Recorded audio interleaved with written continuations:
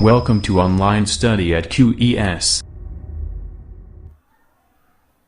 नमस्कार दोस्तों, स्वागत है आपका ऑनलाइन स्टडी एट क्यूएस में। दोस्तों, जैसा कि मैं लेखपाल भर्ती के लिए आपके लिए कंटिन्यू मॉक टेस्ट लेके आ रहा हूं, और इसी क्रम में आज का जो मॉक टेस्ट लेके आया हूं, ग्रामीण प्रवेश का तीसरा मॉक टेस्ट। इससे पहले 10 हिंदी के मॉक टेस्ट मैं आपको दे चुका हूं और ग्रामीण प्रवेश का आज तीसरा मॉक टेस्ट लेके आया हूं।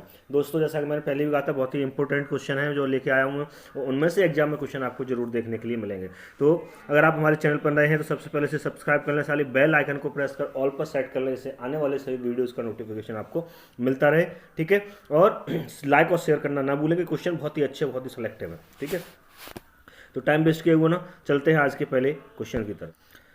तो दोस्तों, पहला क्वेश्चन है, राष्ट्रीय सरसों अनुसंधान केंद्र स्थित है। राष्ट्रीय सरसों अनुसंधान केंद्र कहाँ स्थित है, ये आपसे क्वेश्चन में पूछा गया है। 4 ऑप्शन दिए हुए हैं, अलवर में, नागौर में, भरतपुर में या बहरोड में। कहाँ स्थित है आपको बताना, जल्दी से बताइए। राष्ट्रीय सरसों अनुसंधान केंद्र कहाँ स्थित है, तो कहाँ स्थित है, भरतपुर में स्थित है। कहाँ पर, भरतपुर में स्थित है। राष्ट्रीय सरसों अनुसंधान केंद्र राजस्थान के भरतपुर में जो है स्थित है, और इसकी स्थापना जो है 20 अक्टूबर कब की गई थी, 20 अक्टूबर 1993 को की गई थी। कब की गई थी, 20 अक्टूबर 1993 को इसकी स्थापना की गई थी। चलिए आगे बढ़ते। अगला क्वेश्चन है, ऑपरेशन फ्लड को किसने शुरू किया था। ऑपरेशन फ्लड को किसने शुरू किया था, किस संस्था द्वारा ऑपरेशन फ्लड कार्यक्रम को जो है शुरू किया गया था। तो 4 ऑप्शन आपको दिए हुए हैं, कृषि एवं ग्रामीण विकास मंत्रालय, ठीक है, विश्व खाद्य संगठन, राष्ट्रीय डेयरी बोर्ड और हरियाणा सरकार। किसके द्वारा इस ऑपरेशन फ्लड को शुरू किया गया था, तो किसके द्वारा किया गया था, आप जल्दी से देखिए 4 ऑप्शन और मुझे बताइए किसके द्वारा शुरू किया गया। जैसे मैंने कहा था, आप भी ट्राई करिए, मैं तो आंसर बताऊंगा, उसका डिस्क्रिप्शन ही बता रहा हूँ, लेकिन आप भी ट्राई करेंगे तो जो है जल्दी से आपको अच्छे से समझ में आएगा। तो ऑपरेशन फ्लड किसके द्वारा शुरू किया गया था, राष्ट्रीय डेयरी विकास बोर्ड द्वारा। किसके द्वारा, राष्ट्रीय डेयरी विकास बोर्ड द्वारा ऑपरेशन फ्लड को शुरू किया गया था। और इसे कब शुरू किया गया था, 1970 ईस्वी में इसको शुरू किया गया था। कब शुरू किया गया था, 1970 ईस्वी में इसको शुरू किया गया था। चलिए आगे देखिए, अगला क्वेश्चन देखिए। किसी गांव के भूखंडों को एक विशिष्ट क्रमांक से दर्शाने वाला मानचित्र क्या कहता है। एक मानचित्र होता है, मैप होता है, जिसमें गांव की समस्त जमीन को, टुकड़ों को एक सीक्वेंस में दर्शाया जाता है, जिससे हम जो है जमीन का ब्यौरा निकालते हैं। क्या निकालते हैं, जमीन का ब्यौरा निकालते हैं, तो उसको क्या कहते हैं, लेखा चित्र, खसरा, नक्शा या वही। क्या कहते हैं, जल्दी से बताइए, आसान सा क्वेश्चन है। क्या कहते हैं, खसरा कहते हैं। क्या कहते हैं, खसरा कहते हैं। ठीक है, इसमें गांव के समस्त भूखंडों को एक विशिष्ट क्रम में दर्शाया जाता है, जिससे हम किसी भी जमीन की पोजीशन को और उसकी लोकेशन को पता कर सकते हैं। चलिए आगे बढ़िए। अगला क्वेश्चन है, शुष्क खेती में वार्षिक वर्षा कितने सेंटीमीटर से कम पाई जाती है। जहाँ शुष्क खेती होती है वहाँ वार्षिक वर्षा जो है वो कितने सेंटीमीटर से कम होती है। तो कितने सेंटीमीटर से, 50 सेंटीमीटर से। ये सारी वैल्यू सेंटीमीटर में है। 50 सेंटीमीटर से, 20 सेंटीमीटर से, 40 सेंटीमीटर से, 35 सेंटीमीटर से। तो कितने से कम होती है, जल्दी से बताइए।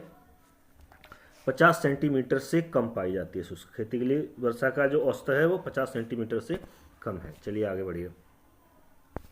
अगला क्वेश्चन है, आगे देखते हैं। वृक्षों तथा झाड़ियों की कृषि जिसमें उनका संरक्षण तथा संवर्धन होता है। वृक्षों तथा झाड़ियों की कृषि जिसमें उनका संरक्षण तथा संवर्धन होता है, उसे क्या कहते हैं, क्या कहलाता है। इस साइंस को, इस तरह के साइंस को क्या नाम दिया गया, ये आपको बताना है। तो जिसमें वृक्षों झाड़ियों की खेती होती है, ठीक है, या उनका संरक्षण किया जाता है, बचाया जाता है, इस डिपार्टमेंट को क्या कहते हैं, आर्बोरिकल्चर। क्या कहते हैं, आर्बोरिकल्चर के नाम से इसको जाना जाता है। चलिए अगला क्वेश्चन देखिए। वसूली कीमत सामान्यतया किस स्तर पर निर्धारित की जाती है। वसूली कीमत सामान्यतया किस स्तर पर निर्धारित की जाती है। 4 ऑप्शन दिए हुए हैं, बाजार कीमत से कम पर, न्यूनतम समर्थन मूल्य पर, वायदा कीमतों पर या मंडी की कीमतों पर।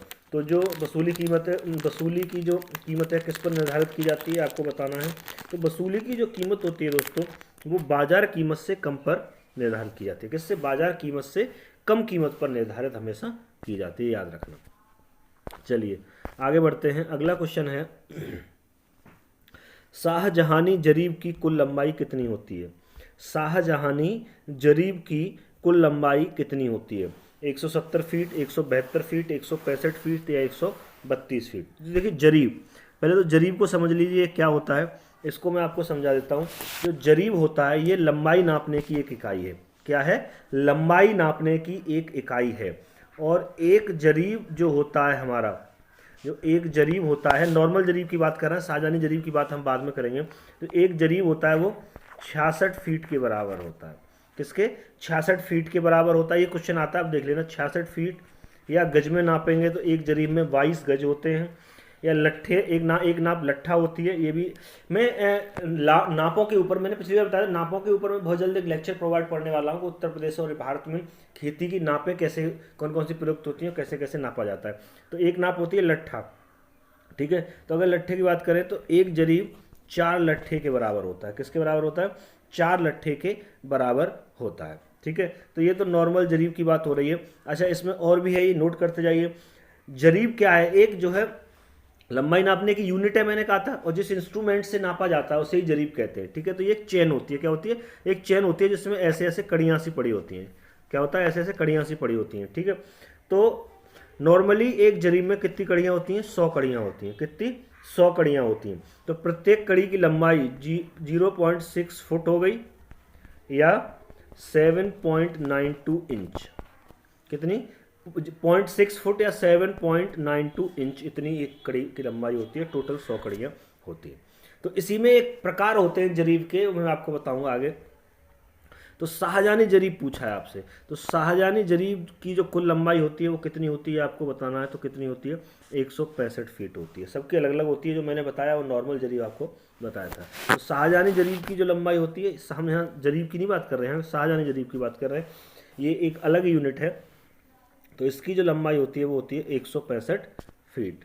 चलिए आगे बढ़िए, अगला क्वेश्चन देखते हैं। मीट्रिक जरीब में कड़ियों की संख्या कितनी होती है? अरे मीट्रिक जरीब वही नॉर्मल वाला पूछ रहा है, जैसा कि मैंने अभी ऊपर आपको बताया 100, 150, 180 या 200। तो मैंने अभी जस्ट ही आपको ऊपर समझाया है कि जरीब में कड़ियों की संख्या कितनी होती है। 100 में होता है, चेन होती है, ऐसी कड़ियाँ पड़ी होती हैं। तो ये कड़ियों की संख्या कितनी होती है? 100 होती है मीट्रिक जरीब में, ठीक है। कितनी होती है? 100। चलिए अब आगे बात करते हैं अगला क्वेश्चन की। अगला क्वेश्चन है, देश का सबसे बड़ा गन्ना उत्पादक राज्य कौन सा है? देश का सबसे बड़ा गन्ना उत्पादक राज्य, किस प्रदेश में सबसे ज़्यादा गन्ने की खेती होती है? उत्तर प्रदेश, राजस्थान, बिहार या मध्य प्रदेश? उत्तर प्रदेश, राजस्थान, बिहार या मध्य प्रदेश? जल्दी से बताइए किस में होती है। तो सबसे ज़्यादा जो गन्ना उत्पादक राज्य है वो कौन सा आपका? उत्तर प्रदेश है। कौन सा है? उत्तर प्रदेश है। चलिए आगे बढ़ते हैं, अगला क्वेश्चन देखते हैं। भारत अपनी दलहन खपत का लगभग कितना प्रतिशत भाग उत्पादित कर लेता है? भारत अपनी दलहन खपत का लगभग कितना प्रतिशत भाग उत्पादित कर लेता है? टोटल खपत जितनी हो रही है उसका कितने परसेंट इंडिया में उगाया जाता है और कितने परसेंट बाहर से मंगाया जाता है? तो ये आपको बताना है। तो ये 40% हो गया, 55%, 60 से 66% या 30 से 35 से 40%। कितने प्रतिशत उगा लेता है ये आपको बताना है, जल्दी से बताइए। तो बी आंसर इसका सही है। भारत अपनी टोटल दलहन की टोटल खपत का 55% भाग इंडिया में उगाता है, बाकी 45% इसको मंगाना पड़ता है बाहर से। क्लियर है? चलिए आगे बढ़ते हैं, अगला क्वेश्चन देखिए। किस राज्य की कृषि नीति में कृषि को उद्योग का दर्जा प्रदान किया गया है? ऐसा कौन सा राज्य है जिसमें कृषि को उद्योग धंधे का दर्जा प्रदान किया गया है? कृषि कर रहे हो मतलब आप व्यापार कर रहे हो, उद्योग कर रहे हो। तो ऐसा कौन सा राज्य है जिसमें कृषि को उद्योग का दर्जा प्राप्त है? महाराष्ट्र, पंजाब, कर्नाटक या गुजरात? तो किसमें? महाराष्ट्र में। किसमें? महाराष्ट्र में। महाराष्ट्र में कृषि को जो है उद्योग का दर्जा प्रदान किया गया है। क्लियर है यहाँ से? चलिए आगे बढ़ते हैं, अगला क्वेश्चन देखिए। गोकुल ग्राम योजना, गोकुल ग्राम योजना निम्नलिखित में से किस राज्य से संबंधित है? उत्तर प्रदेश, आंध्र प्रदेश, गुजरात या राजस्थान? किस राज्य में इस योजना को लागू किया गया है? किया गया था गोकुल ग्राम योजना को, ठीक है। तो गोकुल ग्राम योजना जो है वो किससे संबंधित है? गुजरात से संबंधित है। किससे? गुजरात से। गुजरात स्टेट की जो है योजना है वहाँ से ये संबंधित है, ठीक है। चलिए आगे बढ़ते हैं, अगला क्वेश्चन देखिए। भारत में सार्वजनिक वितरण प्रणाली की व्यवस्था कब शुरू की गई? भारत में सार्वजनिक वितरण प्रणाली की व्यवस्था कब शुरू हुई? तो कब शुरू की गई जल्दी से बताइए। 1957, 1947, 1950, 1952? तो 1950 में। कब शुरू की गई? 1950 में भारत में सार्वजनिक वितरण प्रणाली की व्यवस्था शुरू की गई। क्लियर है? चलिए अगला क्वेश्चन देखिए, आगे बढ़ते हैं हम लोग। अगला क्वेश्चन है, किस व्यवस्था में भूमि पर ग्राम समुदाय का स्वामित्व होता है? किस व्यवस्था में भूमि पर ग्राम समुदाय का स्वामित्व, यानी जो जो जमीन है, खेती की जमीन है, उस पर किसका मालिकाना हक होगा, ग्राम यानी ग्राम समुदाय का मालिकाना हक होगा। तो किस व्यवस्था के तहत ये ग्राम को, गांव को जो है मालिकाना हक दिया गया था।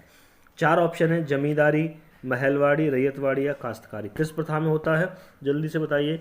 तो ये किस में होता है, महालवाड़ी प्रथा में। महालवाड़ी प्रथा में ग्राम समुदाय का जो है भूमि पर स्वामित्व होता है, उसका मालिकाना हक होता है। चलिए आगे बढ़ते हैं, अगला क्वेश्चन देखिए।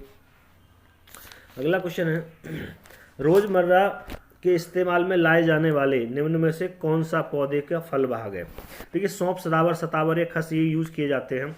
देखिए सदाबहार तो होते ही हैं, जैसे कि जो पतझड़ नहीं होता, सतावर और खस, ये दोनों आपके जो औषधिकर तत्व हैं, और इनकी जनरली क्या होता है, कंद इस्तेमाल की जाती है, कंद इस्तेमाल की जाती है। लेकिन इसमें फल किसका इस्तेमाल किया है, तो फल जो है सौंफ का इस्तेमाल किया जाता है। किसका, सौंफ का इस्तेमाल किया जाता है। सौंफ जो है ऊपर फूल जहाँ होता है उसमें फल बनता है, तो ये फल होता है, फूल में बनता है तो ये फल होता है। सौंफ के जो दाने हम यूज़ करते हैं वो क्या होता है, पौधे का फल होता है। तो सौंफ इसका सही आंसर है। चलिए आगे बढ़ते हैं, अगला क्वेश्चन है, उत्तर भारत का मैनचेस्टर किसे कहा जाता है। बहुत आसान क्वेश्चन है, ये तो आप पढ़ते आए हो हमेशा से, ये तो जीके में भी ये क्वेश्चन आता है कि उत्तर भारत का मैनचेस्टर क्या है। तो जल्दी से बता दी, क्या है, गाजियाबाद है, मोदीनगर है, मुरादाबाद या कानपुर। तो उत्तर भारत का मैनचेस्टर क्या है, कानपुर है। क्या है, कानपुर है। ठीक है, चलिए आगे बढ़ते हैं, अगला क्वेश्चन देखिए। अगला क्वेश्चन है, उत्तराखंड राज्य बनने से पूर्व उत्तर प्रदेश का आकार कैसा था। उत्तराखंड राज्य जब नहीं बना था, ठीक है, हमें पता है उत्तराखंड कैसे उत्तर प्रदेश से अलग किया गया था, उत्तर प्रदेश से उसे काट कर अलग स्टेट बनाया गया था। तो जब तक उत्तराखंड नहीं कटा था, उत्तराखंड का पूरा हिस्सा उत्तर प्रदेश में ही आता था। तो उत्तराखंड बनने से पूर्व जो आकार था उत्तर प्रदेश का वो कैसा था, लंबवत था, सहवत था, अर्धवत था, परंपरागत था। सबको पता कैसा था, सहवत था, शेर की तरह था। हमने नक्शा सबने देखा है, अभी उठा के देख सकते हो, ऐसे जो है शेर की तरह इसका नक्शा था। अब तो उत्तराखंड कट गया तो ऊपर से शेर वाला हिस्सा यहाँ से गायब हो गया। तो आंसर कौन सा सही हो जाएगा, सहवत इसका सही आंसर हो जाएगा। चलिए आगे बढ़िए, अगला क्वेश्चन है, उत्तराखंड राज्य बनने से पूर्व उत्तर प्रदेश की सर्वाधिक उच्च शिखर कौन सा था। उत्तर प्रदेश का सर्वाधिक उच्च शिखर कौन सा था, जल्दी से बताइए। 4 ऑप्शन दिए हुए हैं, कामेर, बद्रीनाथ, त्रिशूल या नंदेव देवी। तो उत्तराखंड बनने से पूर्व, यानी उत्तराखंड का हिस्सा जब उत्तर प्रदेश में आता था उस समय सर्वाधिक ऊंचा शिखर कौन सा था, नंदा देवी। कौन सा था, नंदा देवी। कौन सा शिखर था, नंदा देवी। चलिए आगे बढ़ते हैं, अगला क्वेश्चन है, शिवालिक पर्वत श्रेणी किस क्षेत्र में स्थित है। शिवालिक पर्वत श्रेणी किस क्षेत्र में स्थित है, जल्दी से बताइए। 4 ऑप्शन दिए हुए हैं, हिमालय के दक्षिण के निम्न भागों में, तराई क्षेत्र में, हिमालय के मध्यवर्ती भाग में या दिल्ली पर्वत श्रृंखला के निकट। तो कहाँ स्थित है, जो शिवालिक श्रेणी है वो कहाँ स्थित है, हिमालय के दक्षिण के निम्न भागों में स्थित है। कहाँ पर है, हिमालय के दक्षिण के निम्न भागों में शिवालिक श्रेणी स्थित है। हिमालय की श्रेणी है ये वहाँ पर स्थित है। चलिए अगला क्वेश्चन देखिए, प्रधानमंत्री ग्रामोदय योजना में सम्मिलित नहीं है। इन 4 ऑप्शन दिए हुए हैं, तो ग्रामोदय योजना चलाई गई है, जो चलाई गई थी उसके अंतर्गत इनमें से क्या नहीं आता ये आपको बताना। बेसिक शिक्षा, पोषाहार, पेयजल तथा स्वास्थ्य, ग्रामीण सड़कें तथा आवास या लघु उद्योग। तो ग्रामोदय योजना के अंदर बेसिक शिक्षा भी आती है, पोषाहार, पेयजल, स्वास्थ्य आता है, ग्रामीण सड़कें आती है, लघु उद्योग नहीं आता। तो यही पूछा क्या नहीं आता, तो लघु उद्योग नहीं आता। डी आंसर इसका आपका सही हो जाएगा। तो दोस्तों आज के लिए इतना ही, ऐसे ही सेलेक्टिव क्वेश्चन में लेके आता रहूँगा, तो आप लाइक और शेयर करना ना भूलें। लाइक तो बनता है दोस्तों क्योंकि इतने अच्छे सेलेक्टिव क्वेश्चन लेके आ रहा हूँ, और मैं पहले हर बार कहता हूँ कि आपको एग्जाम में इनमें से क्वेश्चन देखने बनेंगे। और शेयर करना भी ना भूलें, ठीक है। और अगर अभी तक सब्सक्राइब नहीं किया तो सब्सक्राइब कर लें, ठीक है। मिलता हूँ अगले लेक्चर में ऐसे ही अच्छे क्वेश्चन के साथ।